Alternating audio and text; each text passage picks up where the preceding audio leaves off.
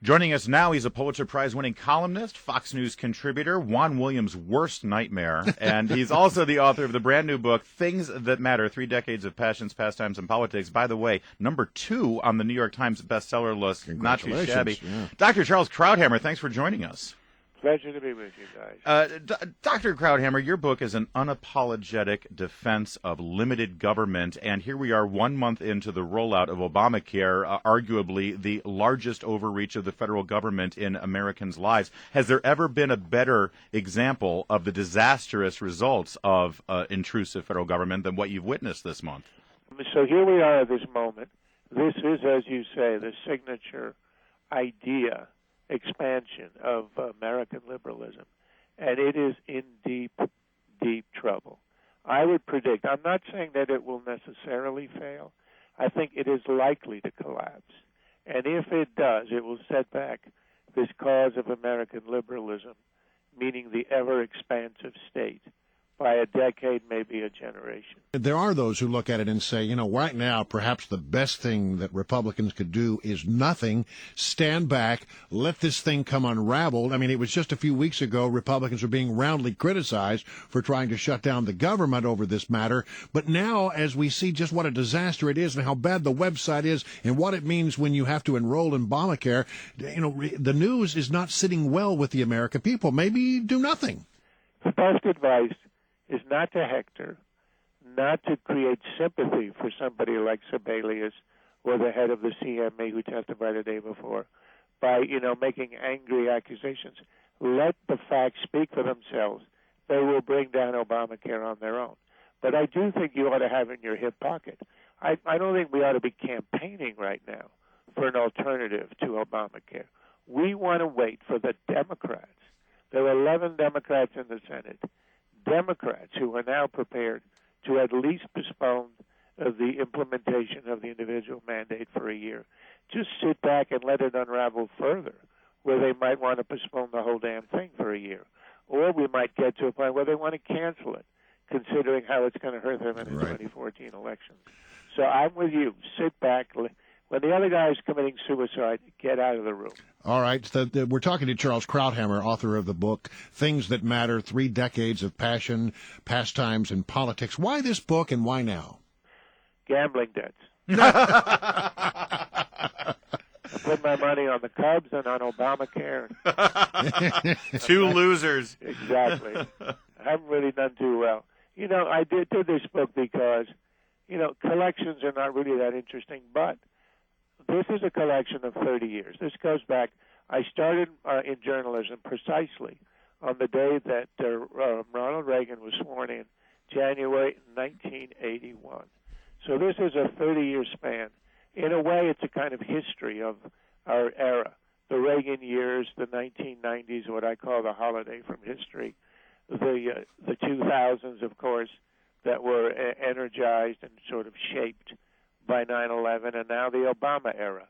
These, eras, one succeeding the other in a very remarkable way. So there's a great, rich history that we have lived through. And my columns span that era, and I think it's sort of a way to absorb it and to see it through a particular perspective. Well, there is a lot of personal reflection in your book, Charles Krauthammer, and you talk about your accident. You were paralyzed in a diving accident when you were at Harvard Medical School in the early 70s, hospitalized for over a year. You earned your MDA, you became a psychiatrist, then you came to Washington and you advised the Carter administration, you wrote speeches for Walter Mondale, but now you're waxing poetic about the Reagan era. What happened? I was young once. Yeah. That's my first answer. My second is Churchill. If you're not a socialist when you're 20, you don't have a heart. If you're still a socialist when you're 50, you don't have a head. But, I actually talk about the book, my transition politically. And it's not that I woke up one morning with a great epiphany. I was a great society liberal. I believed in in those programs. And then in the early 1980s, the empirical evidence started to come in. I'm trained as a physician. Empirical evidence, to me, is decisive. If I'm offering a treatment and it's killing my patients, I stop the treatment. Starting with Charles Murray's book in 1983 called Losing Ground, he looked at all those poverty programs, and he found not only that they did no good, but they were actually undermining and destroying the communities they were meant to help. And then that followed years and years of social science, very rigorous empirical stuff, not theory, but actual numbers on what this was doing, particularly to inner city communities, the poor. And it was clear to me that for all its good intentions, liberalism did not understand either human nature or the way society works. And over time, that in response to that, I became this kind of small government, limited government, safety net conservative. Charles Krauthammer, you were a fan of Reagan, fan of Thatcher. You're also a baseball fan. Baseball is a big part of this book, a lot of baseball references. Yeah. Who do you want to see manage the Nationals, and what do they have to do to come back on top in the division? They got to win a few more games. They're an interesting team because they're young.